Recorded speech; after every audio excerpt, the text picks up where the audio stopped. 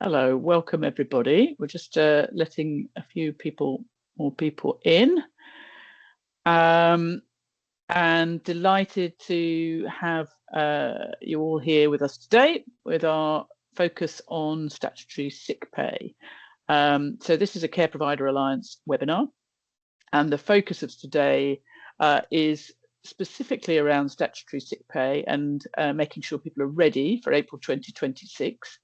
And we'll also have an opportunity to think a little bit about how statutory sick pay is being framed within the wider Employment Rights Act changes and other things that are on the horizon that have relevance. So this webinar is being recorded just for people's information, and the intention is that we then share the recording from this so people who aren't able to make the session here today still have some access to it. So I'm really delighted to have you all with us today. And I think if we can move on to the agenda, I'll explain a little bit about what we're going to cover. So we're going to be looking at the changes that are coming from in relation to statutory sick pay. And I'm really delighted that we have Saranya and Carlotta from the DWP policy team around statutory sick pay. So they're going to be giving us some high-level oversights. And we also have, just for people's information, colleagues here from the Department of Health and Social Care as well, who will be able to pick up on any very specific issues relating to the care sector rather than the broader implications of SSP. And then I'm delighted that we have Jackie, who is Legal Director from Anthnoy Collins Solicitors, who will be talking to us about how those reforms fit alongside the wider Employment Rights Act, and also helping people to think about what are the practical things to be doing right now to prepare you for April 2026. Now, because this is a webinar, we absolutely want you to get engaged. We want you to ask questions, and we want you to provide any thoughts or perspectives that you're interested in. So we have two ways of doing that, and if it's particular questions, then could we ask that you put those into the Q&A box? So you'll see up on the top line a set of icons, one of which says Q&A, and if you put questions in there, if we're able to answer them during the session, we'll do that in a written way if it's straightforward. If not, I'll come back to them when we come towards the end of the session. If you're having any problems with the functionality or anything you want to alert us to in relation to the webinar, then please use the chat function, and then we can pick that up from there. So I am going to suggest, just one thing, Rachel. I can see we've got an AI chat, note taker in there. I wonder if we can remove that because we're recording the session, so people will have access to the recording. Great. All right. So what I think we would probably do now is if we can move ourselves on to the first presentation. So Saranya is going to lead us through that. And then Carlotta is here for any additional information or an analytical information as well. So I'm really delighted if you'd like to take to the screen and help us through some of the changes that are coming up over the horizon. Thank you. Perfect. Thank you so much. I'm just going to share my screen, which hopefully should work.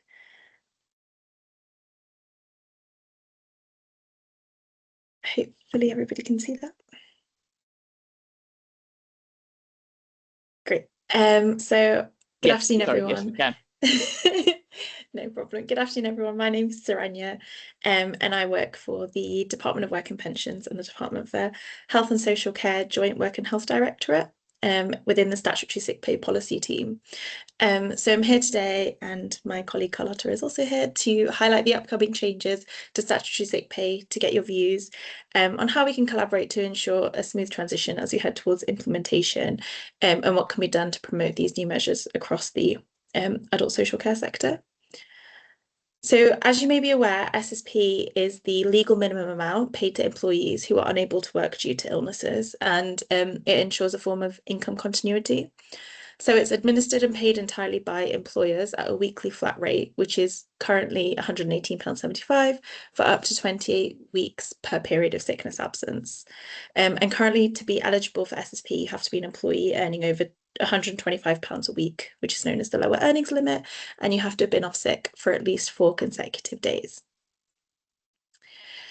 So as part of the plan to make work pay and the government's commitment to strengthening statutory sick pay through the Employment Rights Act, and the Act achieved royal assent on the 18th of December, the measures relevant to SSP are that we will be removing the lower earnings limit so that all employees will be entitled to SSP at either 80% of their earnings or the flat weekly rate, whichever is lower. And this change will bring up to 1.3 million more employees into eligibility, and will also be removing the waiting period, which means that employees will be paid from their first full day of sickness rather than the fourth. And these measures will apply across the UK in Northern Ireland and come into force on the 6th of April 2026. And in addition, the rate of SSP will also increase to £123.25 from this same date. So we're committed to including the SSP enforcement regime within the newly established Fair Work Agency. However, there's no specific timeline for when the disputes and enforcement process for SSP will move across to this new body. Implementation of the FWA will be done in phases, and starting with establishing the body in April 2026, bringing together existing enforcement bodies and functions. And responsibility for the FWA as a whole sits with the Department for Business of Trade. And just wanted to quickly kind of cover the rationale for making these changes to SSP. And we know that people attending work with infectious illness accelerates and infectious rates in the workplace. This is particularly important because face-to-face roles dominate in sectors such as adult social care, and occupational sick pay is less likely to be offered from day one. External analysis has shown that 9 to 33% of influenza-like illnesses are contracted in the workplace, and there's evidence that one person being sick in the workplace can lead to 12% of staff falling ill through primary or secondary transition. And therefore, removing the waiting days and providing SSP to employees earning below the LEL can help to improve the ability of employees and employers to manage health in the workplace.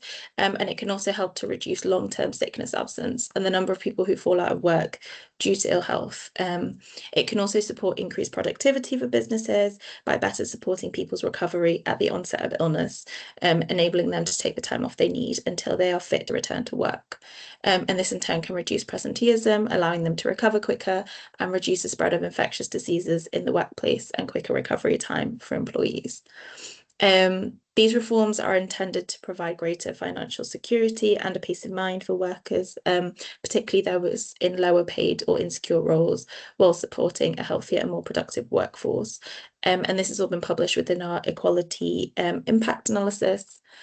There are some likely impacts from SSP reform on the adult social care sector. So previous data has suggested that over 90% of local authorities offer occupational sick pay to their care workers, whereas only half of independent sector employers offer this. Although we don't have more granular data, we do assume that workers covered by occupational sick pay would be unaffected by the SSP changes. The generosity of these schemes is unknown.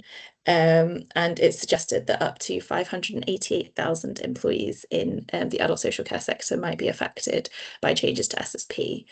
Within an article published last year, 97% of home care providers pay SSP are paid SSP as opposed to occupational sick pay. And then we also have from our statutory sick pay regulatory impact assessment, the removal of waiting days and the lower earnings limit are estimated to increase the direct cost for businesses and of SSP annually by around 425 million. And this cost is around £38 per employee, which is around an increase per employee of around £15. And then given sickness absence and sickness pay information is not widely recorded and reported, this is just based on evidence from survey data to estimate the cost of SSP changes, which is set out further within the impact assessment. So we are working across government to ensure that we're getting information about these changes out to everyone, so employees are aware of their rights and employers are able to update their systems and prepare ahead of implementation. DBT have launched a campaign site for the Employment Rights Act, which offers practical guidance and support on what all the changes in the Act mean, including SSP and how to prepare. And DWP have also shared guidance with software developers and payroll providers, outlining the transitional protections that will be in place for those who have continuous absence that began prior to the 6th of April and were already in receipt of SSP. And I'll talk about that in a second a little bit more. With colleagues across government, we have developed a communications plan to promote the changes, and we're kind of working to ensure that this message has maximum reach across all parts of society.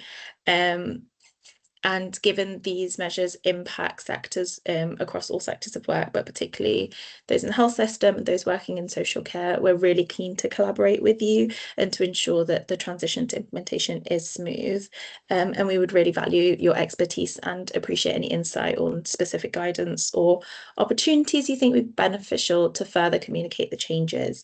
And I will have our team inbox at the end, just so that you can take a note of that. And if there's anything you'd like to add, please do feel free to share that with us. So as mentioned previously, we have shared some guidance outlining transitional protection to ensure that employees are supported as the new measures come into effect. So newly eligible employees and those earning above the lower earnings limit, even if they're already off sick, will now qualify. Those earning, below the lower earnings limit will now qualify for SSP. Which will be calculated using their average weekly earnings before their first period of incapacity for work. And for what we imagine will be a small number of absences that began before the 22nd of September 2025, they will also be eligible, but their average weekly earnings will likely be 0. For employees who are still serving waiting days on the 6th of April, SSP will start from that date, regardless of how many waiting days they've already served, and any linked absences will continue to be treated as one continuous period. And then for those, in addition, transitional protections will also apply to employees who have an average weekly earning between £125 and £154 and 5p, who were already receiving SSP before the 6th of April and continue to be sick after the 6th of April. They will receive the uprated flat rate of £123.25 for the length of their continuous absence. And then these protections will end once the employee returns to work or their SSP entitlement ends due to the end of 28 weeks or statutory maternity pay kicks in, and they will also not be applied to linked periods. So we're also thinking about how best to evaluate and monitor the impact of the SSP measures for both employers and employees, and have committed to publishing a post-implementation review within 5 years of implementation. And our analysts are exploring how they can conduct some initial insights and feedback once the measures have been implemented. And if anyone is willing, they may be in touch to explore this further. And yeah, thank you so much for your time. We'd love to turn over to you for your thoughts, and we'll be able to answer any questions, although that may be in the Q&A session later on. Like I said, I've added our team inbox, so if you do have any additional questions or anything follow up, you're more than welcome to get in touch with us. Thank you very much. Okay, thank you, Saranya. That is a lot of information. That was a lot. And so just a few clarification points. So I'm assuming that you're happy for us to share the slides for people to have a look at, yeah, in more detail. Yeah. So there were some things that you kind of went past quite quickly that I would be keen to just try and understand in a bit more detail. So if I could just ask those questions first, and please remember, I mean, we will have a sort of proper Q&A a little later, but as they're so fresh in my mind, it'd be quite good to get those clarified. So the 22nd of September, you talked about that as a date. Yeah. Could you remind people what that meant? So that's people who've been off from the 22nd of September onwards? So people who've been off before that, who were earning below the lower earnings limit, if they've been off from before the 22nd of September 2025, they are still eligible for SSP, but it's likely that their average weekly earnings will be calculated at 0, and therefore they won't be paid SSP from the 6th of April if they're continuously off sick from then. However, if it's within a linked period, that's the 20-week period prior to the 28 weeks prior to the 6th of April of a continuous absence. If it is within linked periods, then it's slightly different. But if they have been continuously off sick from the 22nd of September. Okay. And you had some pretty big figures in relation to impact on the care sector, it seemed like to me. So you talked about 97% of all home care staff on SSP. Is that right? Yeah, so that's, I think, from an article that came out in October last year. I'll see if I can find more detail about that, or I don't know, Carlotta, if you have anything. So it's from the Home Care Association. So I think the sample that they used was from a range of data around that. Okay, so you then talked about a figure of 425 million as the cost. So I guess the question will probably be, you know, are you seeing the care sector as having a disproportionate range of people who have statutory sick pay?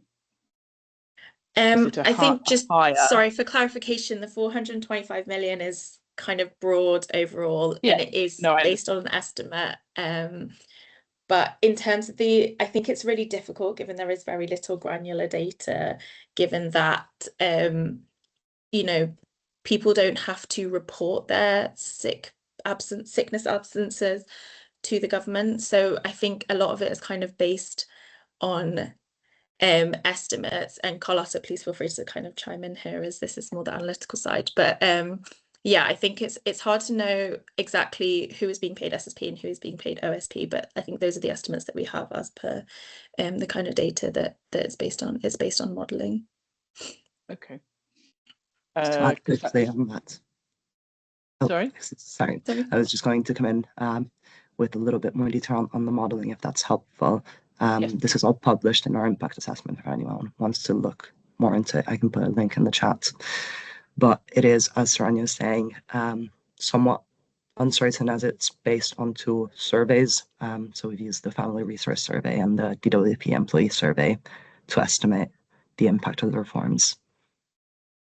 Thanks. Okay. Thank you very much, Carlotta. So, yes, I gathered the 425 was an overarching figure. I suppose I guess it's just that question again then.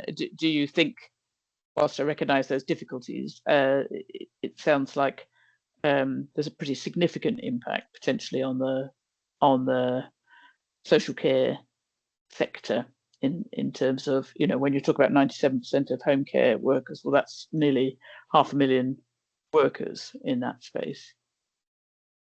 But the impact assessment, did it particularly draw out social care?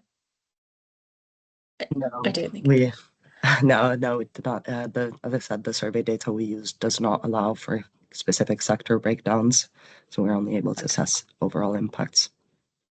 Okay. Well, I'm just going to. I mentioned we've got colleagues here from the Department of Health and Social Care as well, and we've got some specific other questions as well. But if I could just call on, I don't know who wants to, Tom or Steph or Claire, who are here from the department, to pick up on that point about impact. Steph, you're both here. Yeah, so we've also been working from the DWP impact assessment, where it was, I believe, around 500,000 employees that might be affected by changes to statutory sick pay. And we have taken into account, as part of the spending review, when we were doing our modelling, well, as it always does, but we took into account things like the changes in the Employment Rights Act, specifically the statutory sick pay changes and the 0 hours contract changes, while we were doing that on top of the other regular things like demographic pressures and unit costs, etc., and other challenges that we're monitoring. And that has been reflected in the figure of 4.6 billion that was given as the funding available for social care in the years 28-29, which is an increase on that of 25-26. Okay. So that's, yes, I mean, obviously that only covers publicly funded care, so other costs then get put on to people who fund their own care. But I mean that's just a reality. The state doesn't fund all of social care, so there's quite a lot of those costs that will end up being on individual citizens who are paying those additional employment costs. Okay, I've got this. I mean, it's a lot of money. I mean, I suppose that's the point, is there's a lot of money. You're saying that it's picked up in the spending review amount, but not ring-fenced, not protected, and not guaranteed that it will be passed through to individual employers in the same way that none of it is ring-fenced or protected in that sense. Yeah, and I know there are worries around the commissioning practices, and I know that the commissioning team here are working with yourselves and ADAS to develop an understanding of what good practices actually look like and how we can encourage that take up. Okay. So, all right.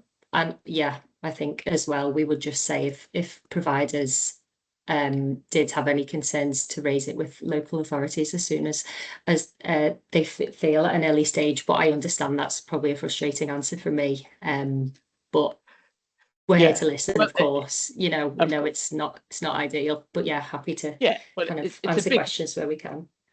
I think that's the point, isn't it? That this is quite a big change, both in terms of reducing the low earning limit and adding in those day one rights. So I've got a couple of technical questions for you, Saranya. So how long, one here from Jean, how long is the period from one sick day to another sick day that makes both days qualify for SSP? I was actually just posting a response in the chat, but yes. I'm not entirely sure of the question, but I think if you're asking in terms of linked periods, a sickness absence will have to be within 56 days of a previous sickness absence for it to be considered linked, if that's what you mean. Or all sickness will be paid from day one, from the 6th of April, regardless of length. So hopefully that covers the question. Yes. So basically you're saying, what did you say, 56 days? Yeah, so it's 8 weeks. So the 28-week period, if the days happen within all of them within less than 56 days, they kind of accumulate and add together. Yeah, they're considered. Otherwise, each and every sickness day, even if it's one day in work, one day out of work, And just for clarity, it's a full working day. So if you've done a little bit of work and then you go off sick, SSP doesn't necessarily have to be paid for that day. Okay. And then another question from Helen: is there guidance on how to treat employees who are off sick on the 5th of April but receiving no pay as below the LEL from the 6th of April? Will they be entitled to SSP? Yeah, and again, I think I have dropped an answer in, but yes, so people will be entitled from the 6th of April, including those who are below the LEL. We do have transitional guidance, and maybe that's something that I could share with the team. Brilliant. And they can share that out if that helps. Yeah, because in terms of preparation, this is the sort of time that people will potentially fall foul of that transition. And you mentioned about the Fair Work Agency and that it would be, the enforcement would come through that, but you didn't know a time frame for that. Do you, because I think the Fair Work Agency is another bit of a kind of unknown for lots of people, not because it doesn't actually start till the 7th of April. So where would enforcement have sat previously? Which So currently it sits with HMRC, within the HMRC disputes team, and they deal with any sort of disputes around SSP, and that will continue until obviously the kind of transition, the handover happens, which at the moment we are not 100% sure exactly when that will be. Like I mentioned, the actual Fair Work Agency is owned by Department for Business and Trade, so they're kind of leading on it. We're just supporting from an SSP perspective. Okay. And HMRC is going into the Fair Work Agency. Yes, well, I think the SSP disputes part of that will fit into the Fair Work Agency, Okay. but currently it's covered by HMRC. Okay. It's a less All right. confusing. All right. Okay. Thank you. If people have got more questions, oh, Finn. Yeah, just to pick up a bit more on, I suppose, the compliance element of the Fair Work Agency as well. Will they be, obviously there's an enforcement angle, but will they be supporting with compliance too? And I guess will the enforcement, I guess the enforcement will be from a place of whenever there's an issue, enforcing the issues. But what's the kind of proactive approach that's going to be taken? Or will that be owned by you folks, or a combination? I think we're still kind of working out exactly how that will look like. I mean, currently at the moment, the kind of, in terms of compliance, it's just sort of expected that employers, you know, take responsibility and ownership of SSP payments.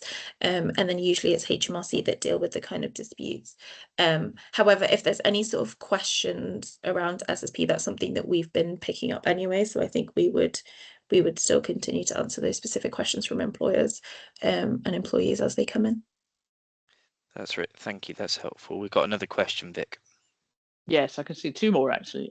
So if a person's been off sick and paid SSP for 28 weeks and returns to work, how long before they can go off again and be entitled to SSP? Oh, I think I'm getting this now. I might know the answer. You go ahead. Yeah, so this is where the linked periods come in. So they'd have to be back at work for at least for over 56 days before they'd be entitled to SSP again. And can you clarify, is that 56 of their working days or 56 calendar days? So SSP is only paid for the qualifying days, so the days that they would normally be working. So it would have to be 56 qualifying days. Okay. And that leads into another question, which is what's the definition of a full day's work? It would be according to their normal, like, contracted hours per day, if that makes sense. Okay. And then a big question probably about 0 hours workers. So the question from Helen is, I presume their eligibility to SSP doesn't change. They have to meet the wider definition of employee, reference to their earnings being eligible for Class 1 NICs.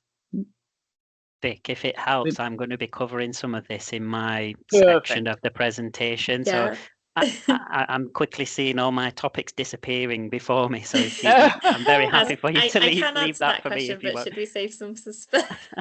We'll save those for Jackie. Short answer is yes. If you... But we can let right. Yes. Jackie maybe go on. Perfect. Go for it. Right. Well, thank you, Saranya and Carlotta, for your detailed responses. If other things, please put other questions in the chat. It's very fascinating to see the kind of, you know, that real granular kind of set of questions that are there, which helps us to understand how much kind of more communication we need to do. And definitely popping in the chat, possibly that transition document would be very helpful. Jackie, apologies, over to you. I hope we've left you something to say. I'm pretty sure all my thunder has been well and truly stolen, but no, I'm sure there'll be plenty for me to say. So I think, Finn, you're very helpfully going to share my slides for me, aren't you? So just wait for those to come up. Are they up? They should be. I can see them. Not just share. Oh, mine's still showing a circle spinning round. There they are. Right. Thank you very much. Fabulous. Thank you. So hello, everyone. I'm Jackie Morris. I'm a legal director at Anthnoy Collins Solicitors. So I'm really pleased to join you today on behalf of Anthnoy Collins. And for those of you who don't know us, We're a social purpose law firm who specialise in assisting clients in sectors that are aligned to our core values. So that includes very many providers in the social care sector, both big and small. So I've got 30 minutes with you this afternoon, looking at SSP amongst other things, and how it will sit within the wider changes in the Employment Rights Act. I'll look at some practical steps that you can be taking now to help you prepare for those changes, and be drilling down into some of the legal points and the detail to help you with that as well. So SSP reform isn't happening in isolation. It's part of a much broader shift under the Employment Rights Act, several aspects of which will come into force from April, and then we're expecting some more changes in October and some in January, so we will have a bit of a look forward too. One of the big themes that runs through the Employment Rights Act package is this expansion of day one rights. So not only is there statutory sick pay, which we're going to look at mostly today, but there's things like paternity leave and parental leave rights. So we'll have a bit of a look at that. These entitlements become available from the very start of employment or from the start of a worker reporting sick, which is quite a step change compared with the current framework. So we'll have a look at comparison between now and April. We've had a bit of a mention of the Fair Work Agency. So we know that that's going to be set up in April 2026, but we're waiting for clarification on when its enforcement powers will come into place. So we will have another quick look at that. I'm going to have a quick look at the Fair Pay Agreement negotiating body as well, because that's obviously a unique aspect of the Employment Rights Act that will have a huge impact on this sector. And just really to say that in its manifesto, the government did set out that it wanted to bring about large-scale reforms and additions to workers' rights. And this is kind of the direction of travel that we're seeing really with these improvement in baseline employment standards. So if we can go on to the next slide, please, Finn.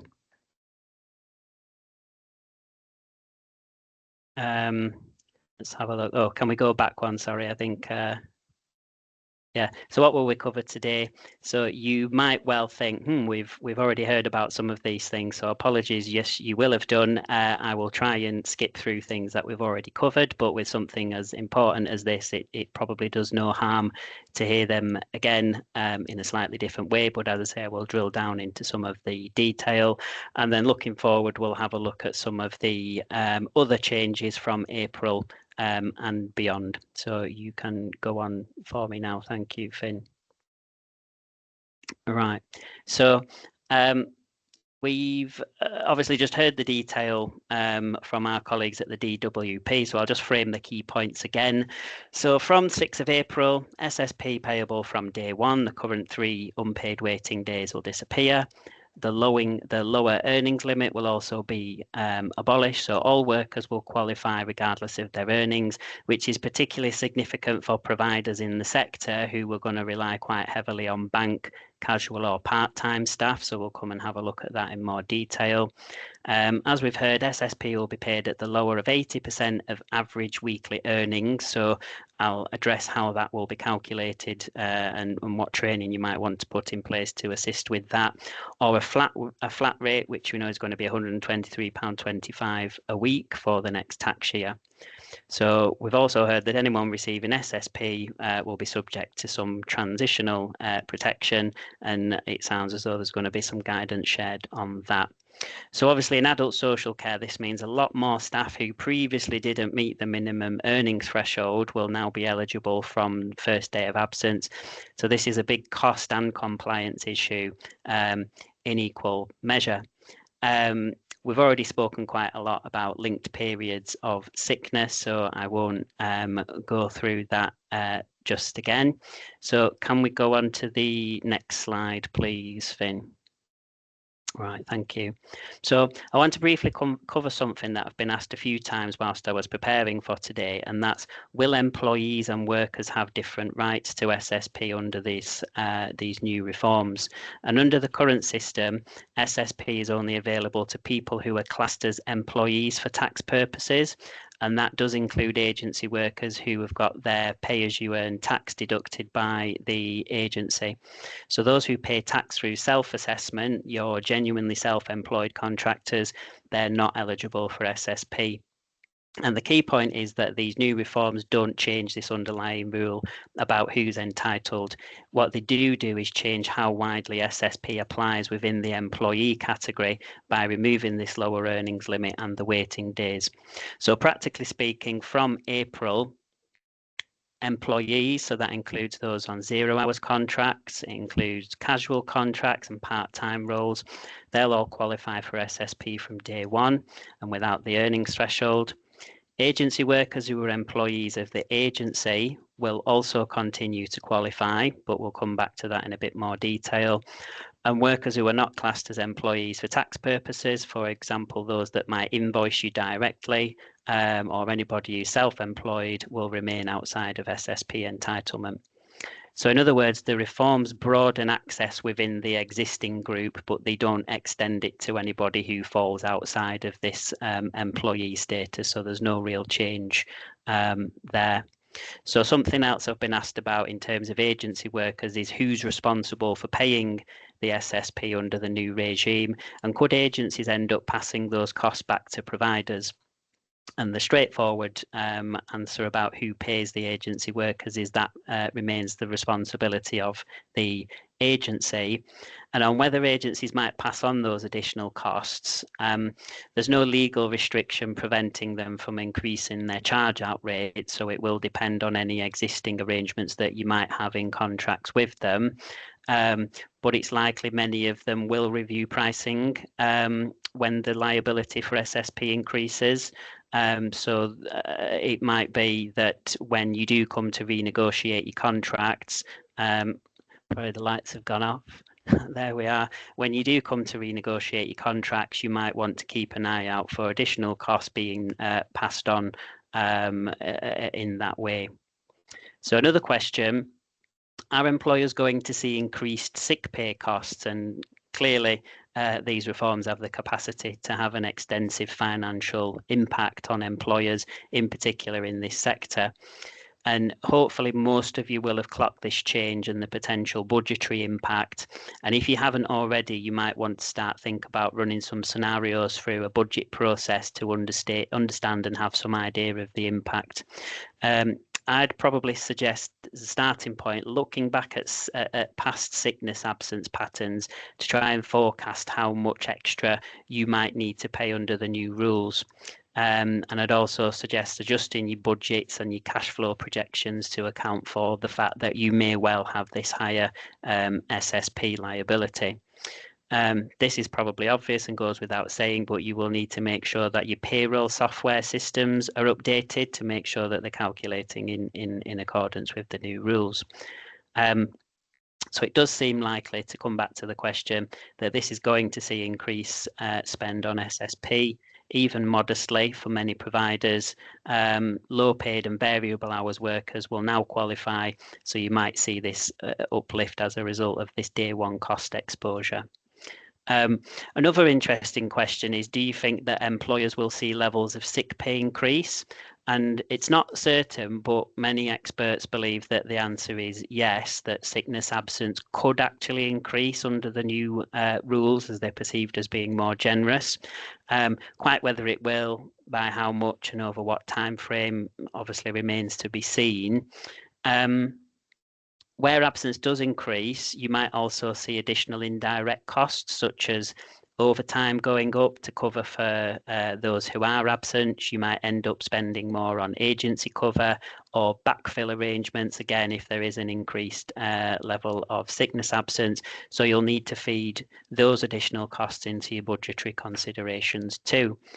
And you might say, well, is there a positive side to all this? Well, as we've heard, it's suggested that better coverage for low paid staff might help with infection control. It might also help with retention and perceptions of fairness. We obviously know that staffing in the sector is a huge challenge for many providers, and it may well be something that does help to create this perception of fairness and with retention. But obviously it might also increase your absence volumes as well. So it's a bit of a balance, and I'll leave you to be the judge of whether you think this is a good thing or a bad thing. So with average weekly earnings, just spend a little moment on how those are worked out or calculated for SSP, because I think one of the questions we had is about people with variable hours. So the good news is the actual calculation itself is not changing as part of the reforms. We still use a standard approach that applies to everyone. So this includes bank staff, 0 hours workers, and anyone with fluctuating pay. So if you bear with me, I'll try and explain it. So first of all, you take the first day of sickness, and that sets the point that you're going to count backwards from. Secondly, you look for the last normal pay date before the first day of absence, and that becomes the end of what's called the relevant period. And once you've got that date, you're counting back to the pay day that falls at least 8 weeks earlier. And then we start from the day after that, and then that gives us a relevant 8-week pay window that we're going to do our calculation over. So what you do then is you add up every single bit of pay that that person actually received in those 8 weeks. So it will be basic pay, overtime, sleep-in shifts, enhancements, whatever applies. And crucially, if in one of those weeks they haven't earned anything at all, then that still gets counted.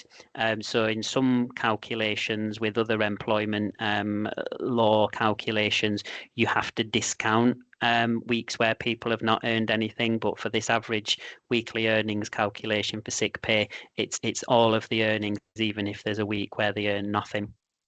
So that's the process. It's not necessarily a complicated calculation once you know the steps, but I think it's really important that managers and payroll teams follow that method, especially so that it might be that you have many more questions now from people who didn't previously qualify for sick pay before, or people whose entitlement, you're going to see more claims essentially. So I think people having an understanding of how it works just in basic is a really useful thing. So if we can go on to the next slide, please. So how can you prepare for these changes? So I think it's better to be hands-on and preventative rather than reactive. And there's a few things here I've set out on this slide that you might want to focus on going forward. So the first of those is about reinforcing your absence reporting procedures. So you'll need to update your absence reporting policy to reflect these changes. And I'd encourage you to make it clear how and when employees must report absence and who they should contact. And this is a really interesting theory, but there's a suggestion that having people have to ring in sick rather than using the more modern methods of text and email is actually something that decreases sickness absence. So if you can encourage in your sickness absence policies reporting by telephone, then that's to be encouraged. Policies that reference waiting days or minimum earning thresholds, all of these things that are being scrapped will need to be updated as well. So things like your staff handbooks, your SSP guidance, absence management documents, all of those need to make sure that they align with the new regime. And as I said before, you'll also need to make sure that your payroll systems are configured to calculate that average weekly earnings figure that I've just described, and to take account of it now being a day one entitlement. And as I said, for variable hour staff, making sure that you've got accurate records on hours and pay becomes really important to make sure that your sick pay is calculated correctly. So the next thing I think you can do is in terms of training your managers to improve their skills and understanding of absence management processes. So they should respond to sickness absence empathetically but consistently. So we've got a consistent approach across the organisations that you're coming to us from. The tone of those conversations is obviously really important, and it can set a pattern for how employees manage their absences going forward. Managers should have clarity on when SSP applies and how average weekly earnings are calculated, and the importance of record keeping. The more variable your workforce, the more important this becomes. And I mentioned, I think briefly before, you might ask, why do managers suddenly need to be experts in sick pay? Isn't that what we've got our payroll teams for? And I don't think managers need to be experts, but I think the important thing here is to appreciate that managers are probably going to be asked about things more. So it's good for them to have that understanding, just to help really with their own understanding and any queries that workers might have, so they know what the basic position is, especially now we're going to have more people brought into the scope of eligibility. We want managers training really in how to use return to work interviews effectively as well. Some people just don't really bother or pay much attention to them, but return to work meetings after every single absence, I think, signals to the workforce that attendance is noticed and is looked at, but also so that support can be offered where appropriate if that's necessary, as a means of possibly reducing future absences as well. You might want to tighten your monitoring systems, so you might want to think about things like absence tracking tools, so you can get digital HR systems that can support with that, or you could use a simple spreadsheet, logging things like reasons, durations and return dates, and that will help spot patterns of absence early, like repeated short-term absences or possible underlying health issues as well, so you can get ahead of the curve, if you will. And it's worth thinking about how you promote health and encourage early discussions more generally. So your HR teams might want to be thinking about how you encourage open and honest communication about health issues, and seeing if there's anything like workplace wellbeing strategies. So where I am at Anthnoy Collins today, we're actually having a health and wellbeing day, and they've paid a trained masseuse to come in and give us shoulder massages at our desk. So if you think I'm looking especially relaxed today, it's because I've had a lovely shoulder massage. So that might stop me from needing day one SSP. So whilst you as an organisation might not want to assume the worst of your staff and prepare for abuses of the system, ensuring that your monitoring and training is effective and in place will ensure that you can both monitor changes but also address sickness as a whole within the organisation, and whether there are other measures that you might need to take, especially if they're prevalent in one area of the organisation, for example. Another thing that we've been asked a lot is about contractual sick pay and the kind of interrelationship with statutory sick pay. So the new requirements don't specifically alter anything that you might have as an existing arrangement in your contracts, but you will want to look at how any of your existing contractual arrangements might dovetail together with these new changes. So a lot will come down really to what's written in your contracts. So for example, if your contractual sick pay scheme mirrors eligibility rules for SSP, then that would mean that your eligibility for company sick pay would also start to run from day one. So again, it would be an increased cost if your contractual scheme just says it mirrors the SSP scheme. It's also common to see provisions that refer to company sick pay topping up SSP entitlement. So again, if your company sick pay tops up SSP entitlement, then that might mean that that top up will begin earlier, again, because of the removal of the waiting days.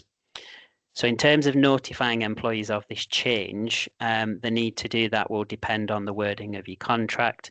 So if your contract just refers to payment of SSP, then you don't need to do anything because contracts are read in accordance with the law at the time. So if it just says we pay according to the statutory system, you don't need to change anything. You just read it in accordance with the law at the time. If the contract does refer to a policy, you just need to make sure those are updated, as I've said. But if your contract does have things in like reference to your 3 waiting days, then ideally that needs to be changed. If you don't change it, there's a risk that it might lead to confusion. As I say, you should read the contract in accordance with the law at the time, but it might just be helpful to update those things to avoid confusion. For any new staff, make sure that your template contracts are updated to remove reference to things like waiting days. So if you've got a contractual sick pay scheme, and you think, well, actually that's going to increase our costs further if we're going to pay that from day one as well, and you want to change it to try and save on costs, that could present somewhat of a headache. Because usually when you're wanting to change contractual terms, the easiest way is to ask for consent from employees to change that and record that in a new document. But clearly many employees are not likely going to agree to a change of that kind unless there's some incentivization to do so. So your options might be quite limited.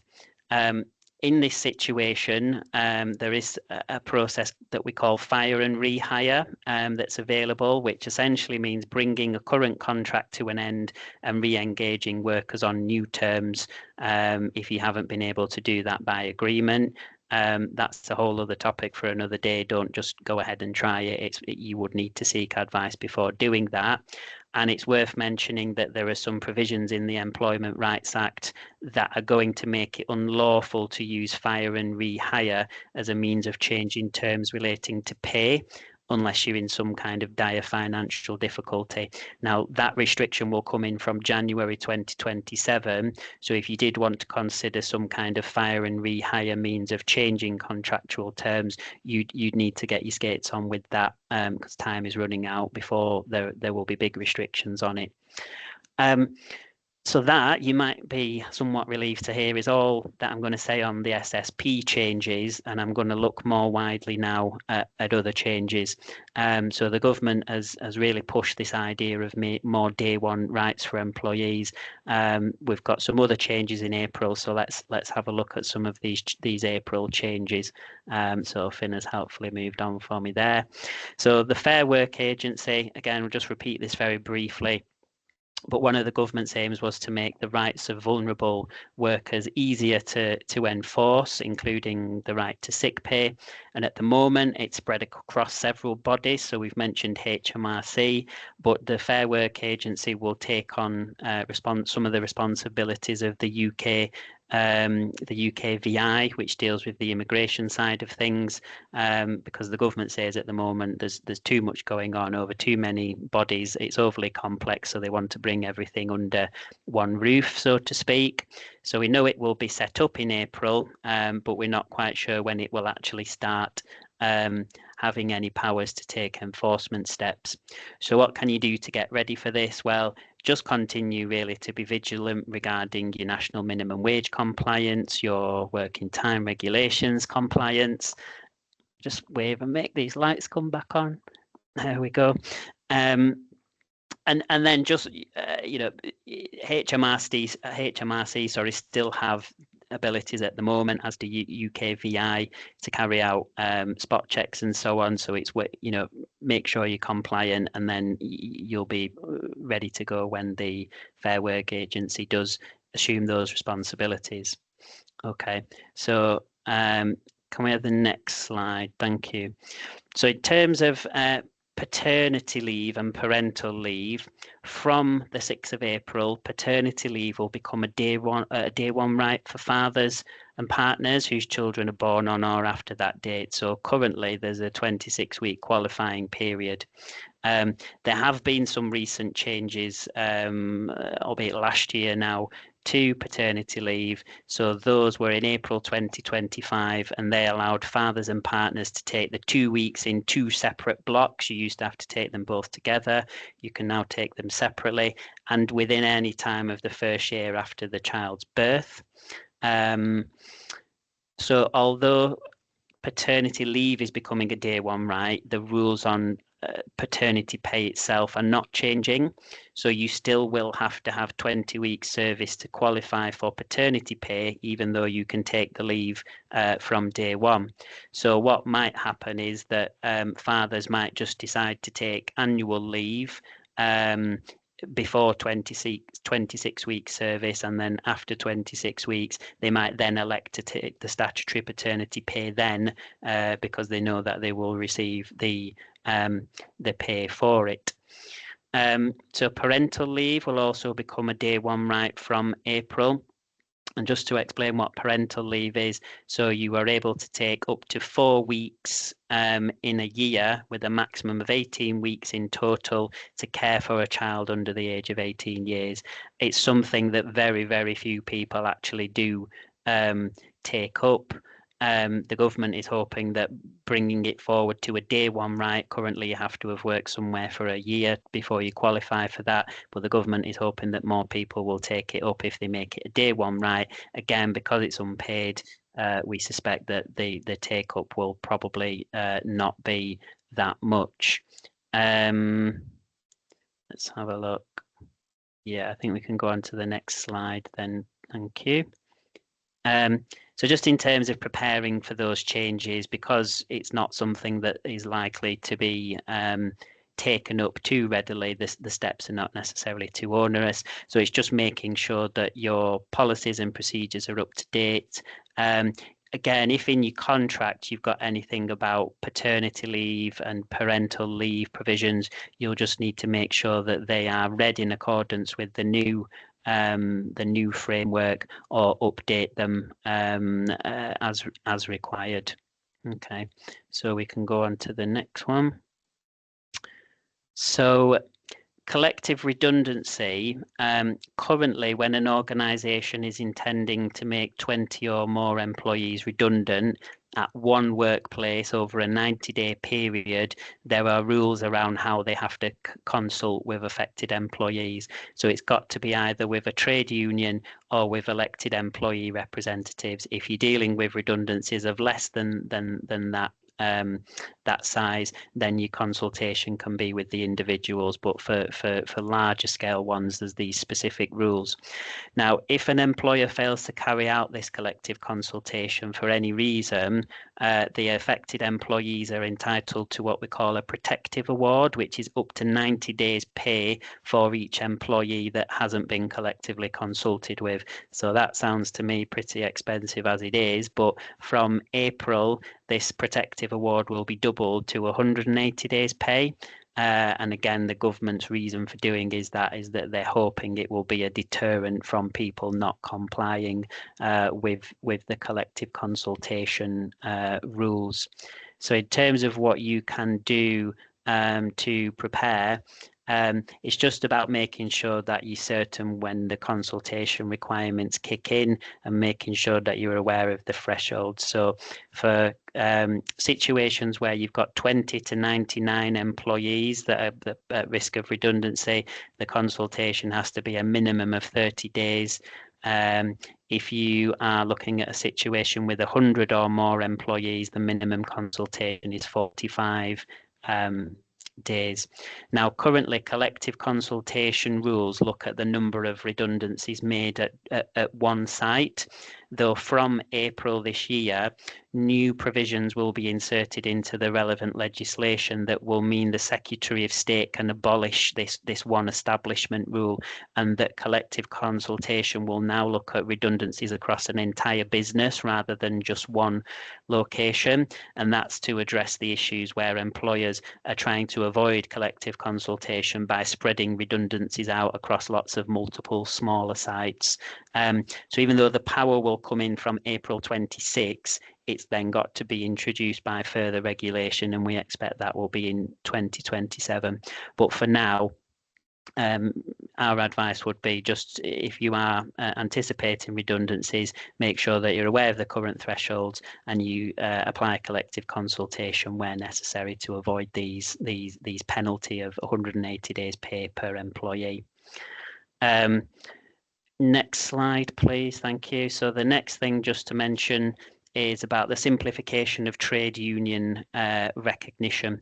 So we've already had some changes to trade union laws earlier this month, which essentially have cut notice that unions have to give before industrial action down from 14 days to 10 days, and rules around ballots and notices that have to be served have also been relaxed. So now union members simply vote on whether they want to support a strike action. Before this, they had to have detailed explanations on the ballot papers about the dispute, so that the people voting had some information, but that has all now gone as of February. Now, currently, and if an employer and a trade union can't agree on recognition, so unions only have rights where the employer recognises them, the union might approach the employer for recognition.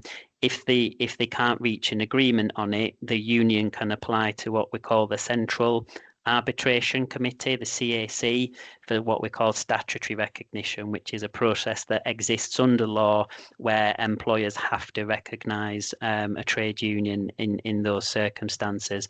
And at the moment, it's a fairly complex process, and there's lots of hurdles for unions to jump through. But from April, that process is essentially going to be simplified. So in short, unions will no longer need to show that a majority of the proposed what we call bargaining unit supports the recognition. If the CAC orders a ballot, then the current rule that requires both a majority vote in favour and at least 40% turnout from the bargaining unit will be scrapped. So now it will just need a simple majority of votes to be cast. So it might be that if you have a really big workforce, you would need 40% of that at present. From April, you don't need that anymore. It's just however many people vote, so long as the majority of them vote for recognition, then that will be sufficient. So what we're saying is that because the statutory route will become easier for unions, we're advising clients to try and agree voluntary recognition wherever possible, because that gives you much more control over the process. So if statutory recognition is a concern for you, we'd recommend seeking specific advice, as it's quite a technical area. So moving ahead and looking into the future, we've looked at some of the April things. These are things that are coming after April. So there's two specific things to mention. So the first that you'll likely all be aware of is the Adult Social Care Negotiating Body. That will be set up in October 2026, and the government wants to introduce a sectorised pay agreement for the sector and create uniformity of pay, what we call a fair pay agreement. And the body will consist of representatives from trade unions on behalf of employees, and there'll be representatives from the sector as well, and that will include umbrella bodies on behalf of providers. So there was a consultation which closed in January to gain views on how the process would work. So we're waiting to hear the results of that.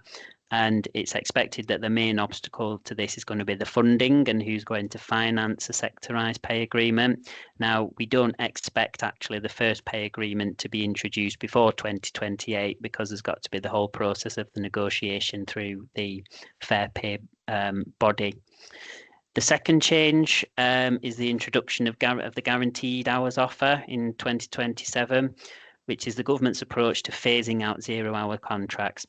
So once that's implemented, employees on zero-hour contracts and some workers on low guaranteed hours contracts, including agency workers, will be entitled to what we call a regular guaranteed hours offer, and that must reflect essentially their actual working pattern over a reference period, which we expect is going to be 12 weeks, but that's still to be confirmed. And zero hours workers will also gain the right to reasonable notice of shifts and compensation if the shifts are changed or cancelled at short notice. And again, those things are all still being worked out in terms of the finer details. Final slide, I think now. Yeah, so unfair dismissal. So at present, employees have got to have 2 years continuous service to bring an unfair dismissal claim, and the government initially planned to scrap this altogether under the Employment Rights Act. So unfair dismissal was going to be a day one right alongside a new statutory probationary period with a lighter dismissal process for that period. There was a lot of back and forth on this. The House of Lords pushed back and said the change would just be too burdensome on employers. And after the long debate, a compromise was reached. So the qualifying period won't be removed altogether, but it's going to be reduced to 6 months. So employers will have to have 6 months service before they can bring this claim. So it's still a major shift from the current 2 years that we have at the moment, but probably better than a full day one right. There was an unexpected trade-off though, however, so there's a cap on unfair dismissal compensation that exists at the moment, which is either an amount that's set by statute every year, so it's currently around £90,000, or 52 weeks pay, whichever is the lower. From the 1st of January, that will be scrapped, so there'll be no limit on how much can be awarded for unfair dismissal claims now. It wasn't something that anybody was expecting. It wasn't in any manifesto or drafts of the legislation, so it has taken many by surprise. There's going to be no consultation on it. We're just stuck with it, unfortunately. So we're fast running out of time, but let me tell you what you can do to prepare for this reduction in the qualifying right for unfair dismissal. So I think you need to take a more structured and proactive approach to managing new starters. I think the first area to focus on is your probation policy and procedure. So probation will become far more significant than it has been under the current 2-year period. So it's essential that reviews and meetings and assessments are carried out consistently and on time. Managers need to be clear about their responsibilities, understand the importance of these discussions, and ensure that new employees are properly assessed for capability and suitability. Some teams might need refresher training to help them make confident and well-reasoned probation decisions. It's also worth taking a closer look at the areas of the organisation where early turnover is high. So in some roles, this might simply just reflect the nature of the job, but in others, it might point to weaknesses in early performance management. And if issues are only being addressed towards the end of the current 2-year window, that approach will no longer be suitable. So understanding the reasons behind early turnover now is going to help tighten up processes before the new rules take effect. And for me, the key change is about recruitment practices that are going to need attention.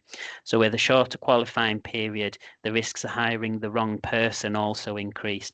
So recruitment needs to be more rigorous and better tailored to the requirements of the role.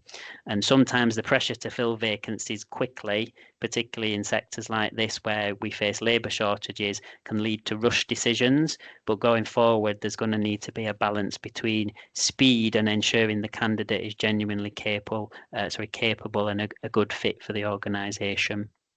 Now, finally, even with strong recruitment and probation, you'll still have situations where an employee passes their probation but later proves unsuitable, or their conduct doesn't align with your expectations, and managers will need to be properly trained in how to carry out dismissals fairly and understand what constitutes a fair reason and apply the internal procedures consistently.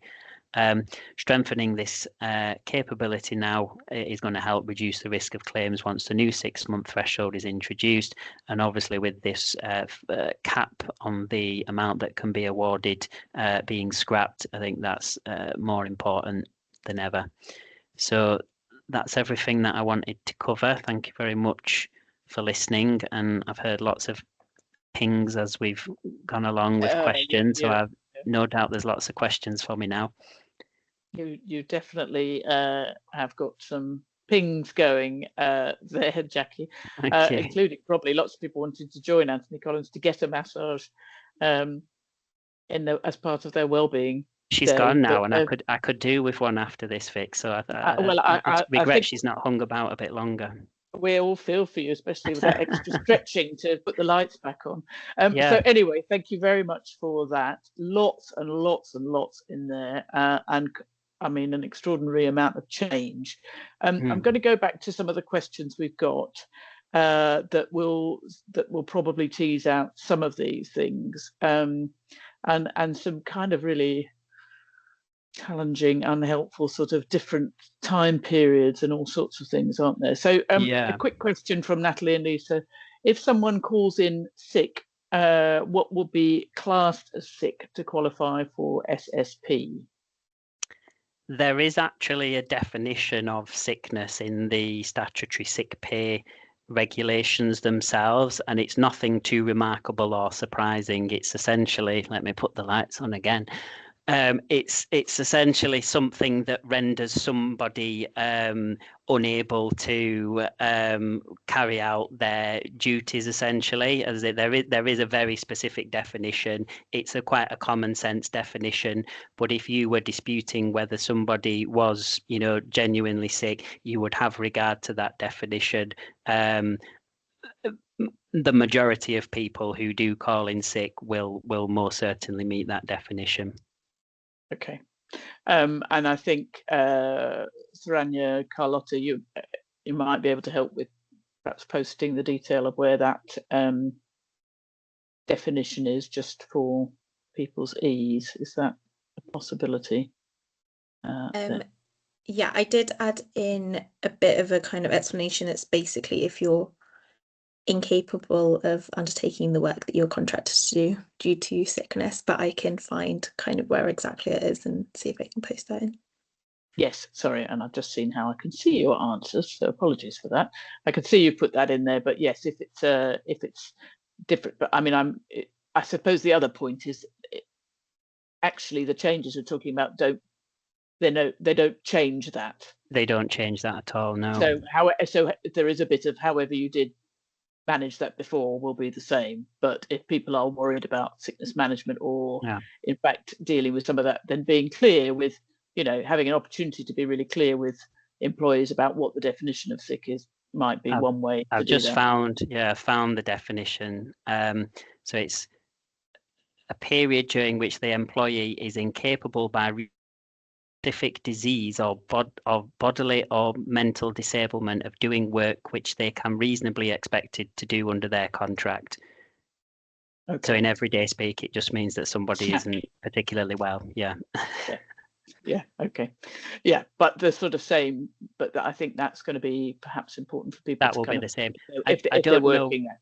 Yeah, I don't. Well, perhaps the question was more aimed at what do we do if we suspect somebody isn't actually sick and they're what we call malingering. They're perhaps making it up. I mean, it's a difficult one, really.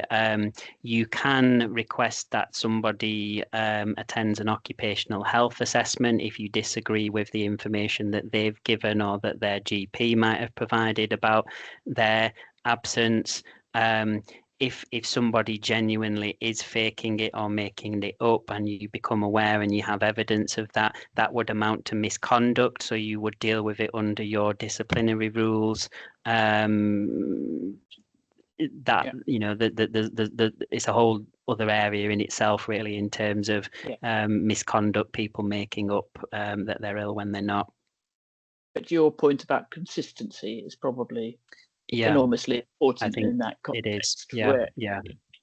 If that you have to treat everybody in the same way every time they present in that sense. Okay. Question. I think that you covered some of this, but just to clarify. So, how will SSP be calculated and paid for casual/0 hours employees? So not agency staff.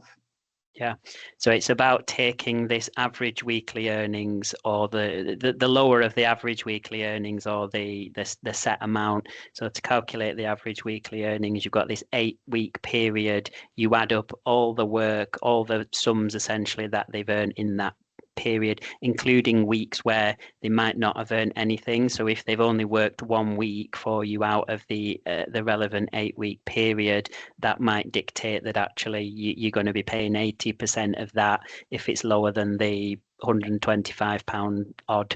But that's essentially how you work it out. Fantastic. Yeah. Okay. Hopefully that is clear. Sorry, there's a question here. Yes. Just to also add to that, I mean, I think we've mentioned it, but again, there's no change to kind of how things are calculated. It's more just the kind of the waiting days and the payment in terms of 80% or the flat rate.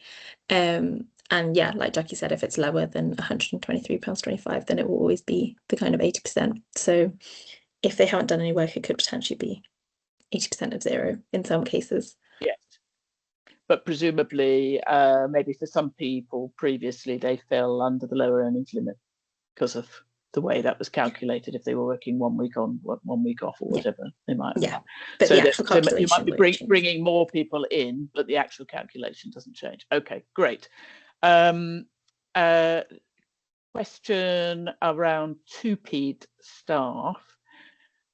If they've been moved under 2P, records are not available, but their continuity of service is preserved.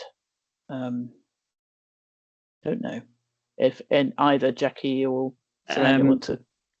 Yeah, so I'm not quite sure what the question is, but essentially with 2P, so if one care provider takes over the service that was being run by another one, the 2P regulations essentially dictate that those employees that were assigned to that service will move over to the new employer, and they have key protections in terms of you aren't able very easily, if at all, to change their terms and conditions. So if employees are moving over and they've got quite generous sick pay provisions, they will come across with them, and the ability to change them is very, very limited indeed. So the fire and rehire method that I talked about would be even more difficult in the 2P situation.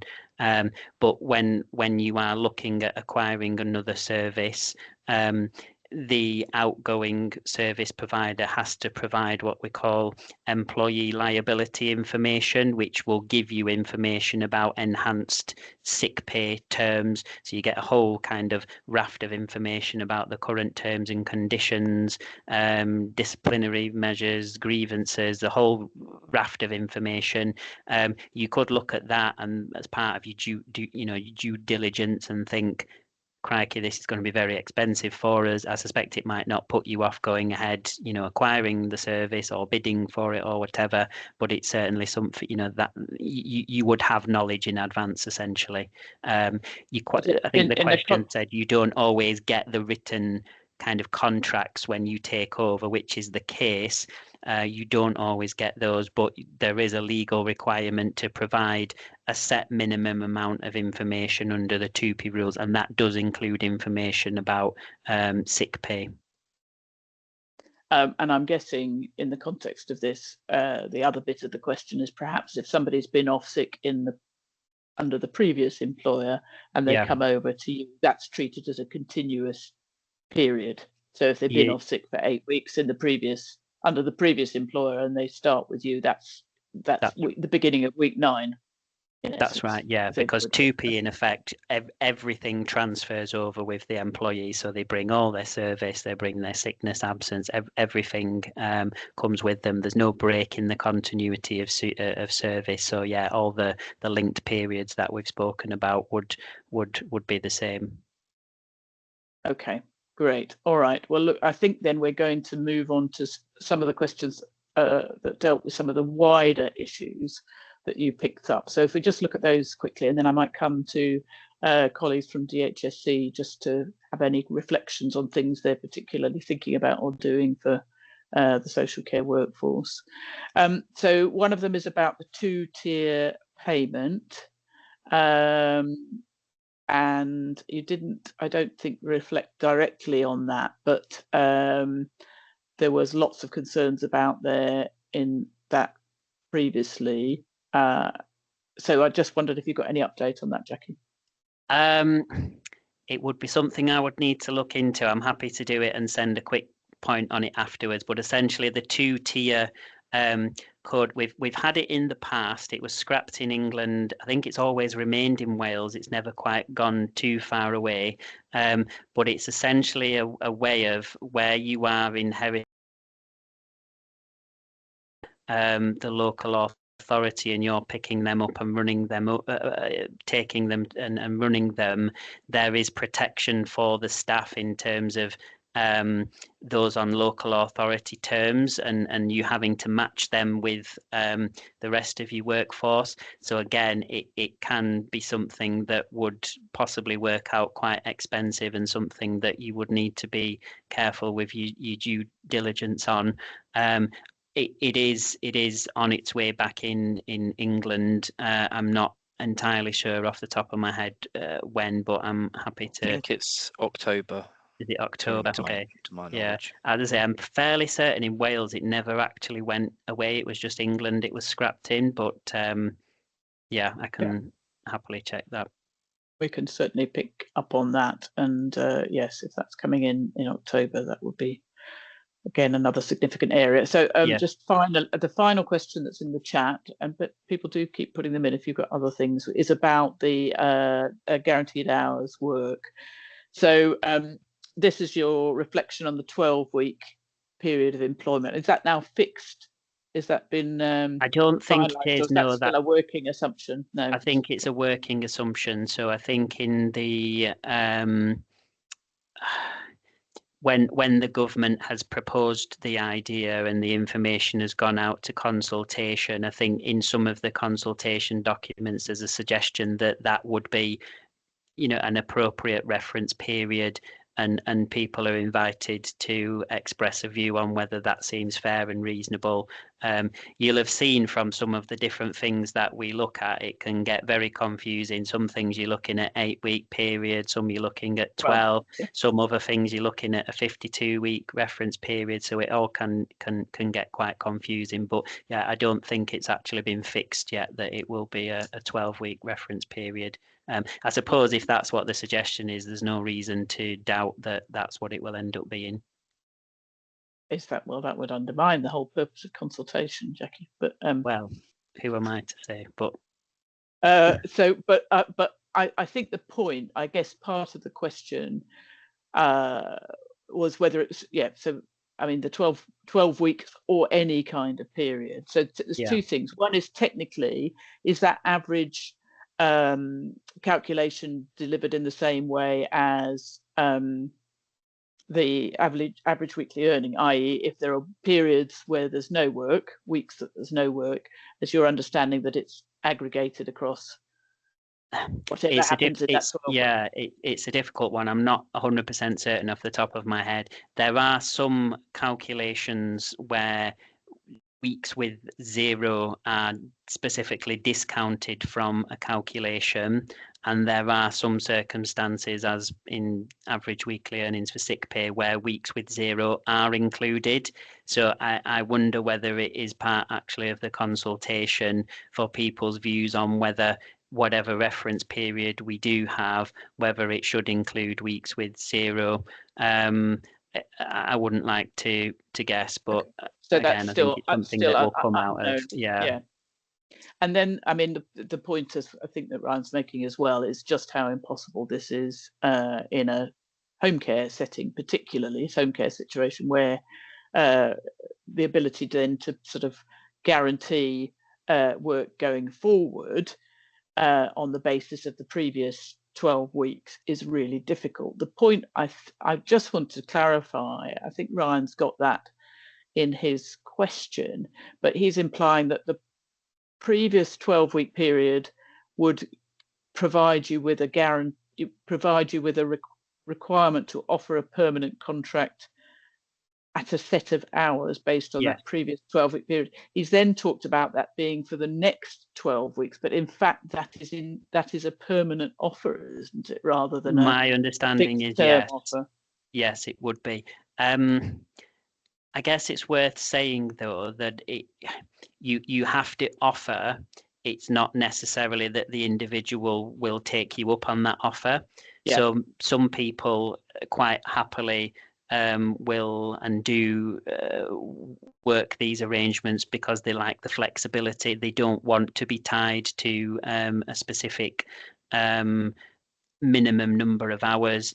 I know, for example, from speaking with clients in the sector, that they will say people with children, for example, prefer to have the flexibility, and then they just don't pick up any hours over summer holidays, for example, or Christmas periods. So if you were offering an individual over a 12 weeks reference period, let's say that they had 20 hours a week average, if you're offering that to them, they very well might not want that, because they don't want that, they don't want to have to then do that minimum 20 hours. So as I say, it's just it's the obligation to offer. And that obligation to offer is likely to be on a cycle, isn't it? So it's not. So if somebody it's not a one-off once, you've got to keep offering. Quite how frequent that is, I'm not confident how frequent that would be just yet. Right, but it's not a sort of match for a match. It's not. What did you do the last 12 weeks will guarantee you the next 12 weeks. No, because I think that would just be quite impossible, wouldn't it? To well, I think lots of people feel the whole thing is quite impossible in terms of how to manage that with the commissioning arrangements as they are. Yes. Steph, did you want to have any reflections from DHSC as we draw to a close? Thank you. Thank you. Yes, I will. I just wanted to say, first of all, thank you very much for Saranya and Carlotta for agreeing to come along and take questions on statutory sick pay. And just thank you for everyone else for coming along. I know when, you know, you have people from government coming along and talking about the measures, we all work on them in separate teams, but for you guys, it's such a lot when you see it in the presentation, all of them in a row from the Employment Rights Act. It is so much for you to take on, and we really do appreciate that.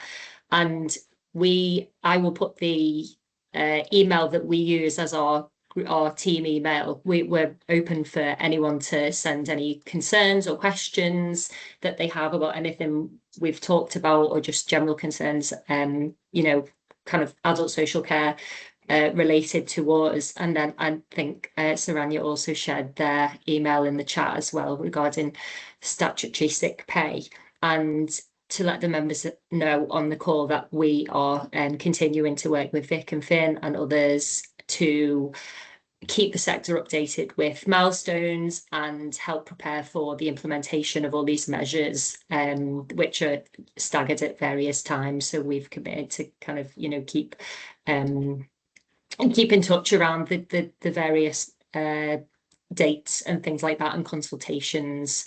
So yeah, just thank you very much for listening, and I will pop the email in the chat now in case anyone wanted to get in touch. Great. Can I? So I just wanted to go back to Saranya's sort of post change evaluation. So the suggestion was in her timeline that within a 5-year period there would be an evaluation of impact.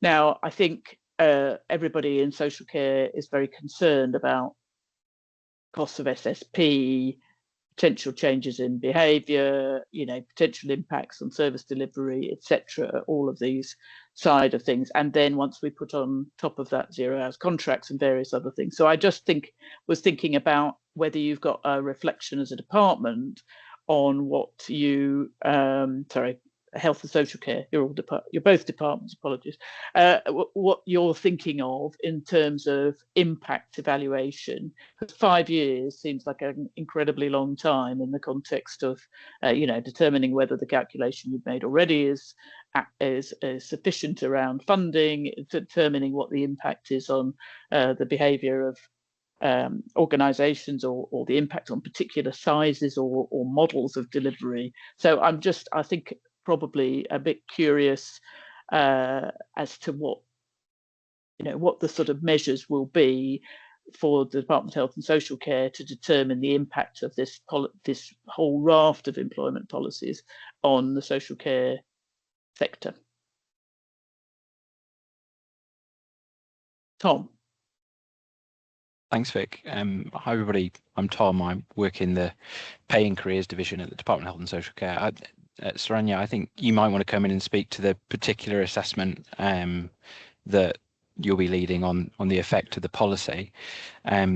With regards to, as you said, Vic, the kind of cumulative effect of employment rights measures on the social care sector.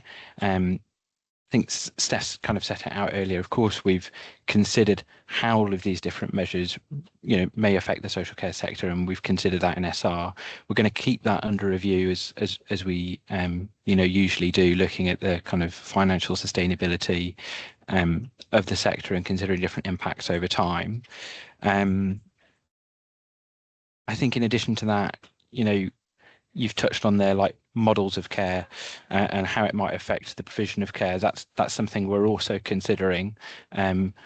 We've mentioned again that we're kind of working with you and others around different approaches to commissioning practice. So it's something we're going to keep under review. We're keeping an eye on it.